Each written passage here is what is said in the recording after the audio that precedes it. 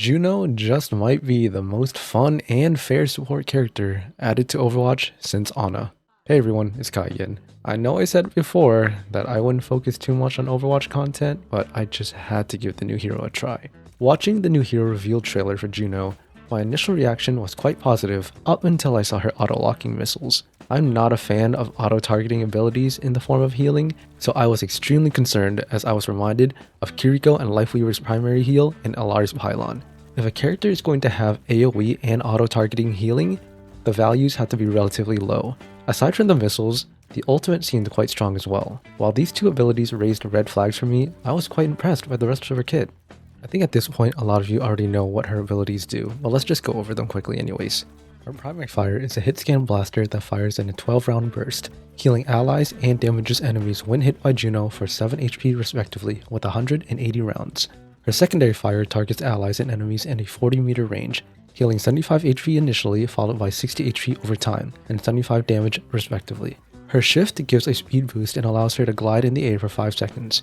She also gets a double jump which can be activated during her glide as well. Her Hyper Ring is a projectile that is fired and activates after 7 meters or when it collides with an object. That lasts 7 seconds and gives 50% speed boost for 4 seconds when passed through, which can be refreshed by passing through the ring again. Her ultimate activates a laser that slowly moves forward in the direction of its activation point, healing 90 HP per second and a 35% damage boost for all allies within range.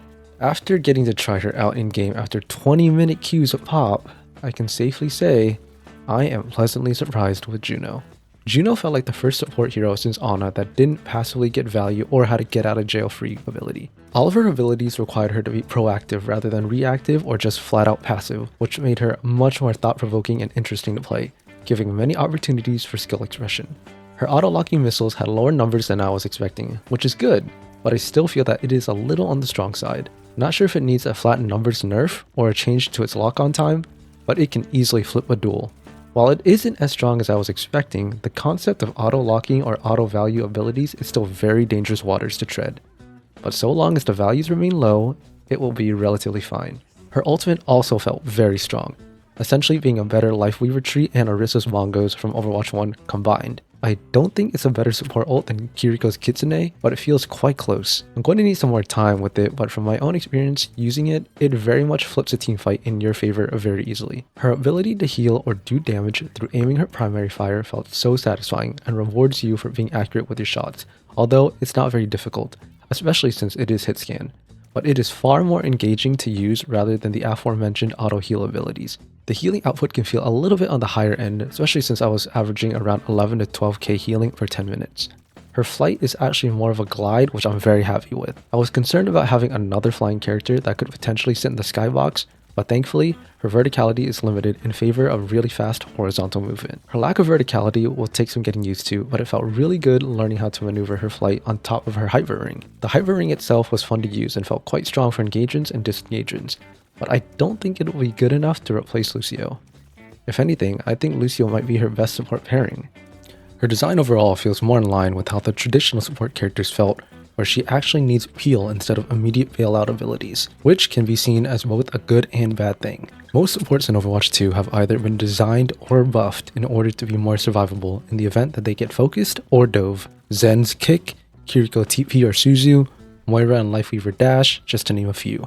All of these abilities make it very difficult to actually focus these characters down, and are very easy to use, which, for better or worse, reduces the need for peel from your other teammates, diminishing punish windows for bad positioning. Juno's main method of escape is her mobility, which requires the player's execution of her movement as well as map knowledge, but does not guarantee her escape, leaving her very vulnerable, which will require more coordination from her teammates. This intentional vulnerability is something we haven't seen for a long time in the support role, but I believe is very healthy for the game. This has been the first character in a long time where I actually felt the desire to improve on.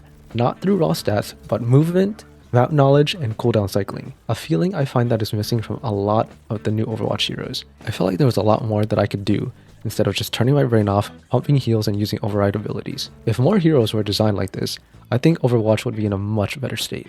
I am someone who is very critical of the game and the team's decision making, but I have to give credit where it's due. Team 4 have done a great job with Juno. She may need some small tweaking here and there, and she still feels like she may have one too many abilities, but for the most part, I am quite content with her power level. I don't think she needs any definitive nerfs at the moment, but I don't think she needs any buffs either.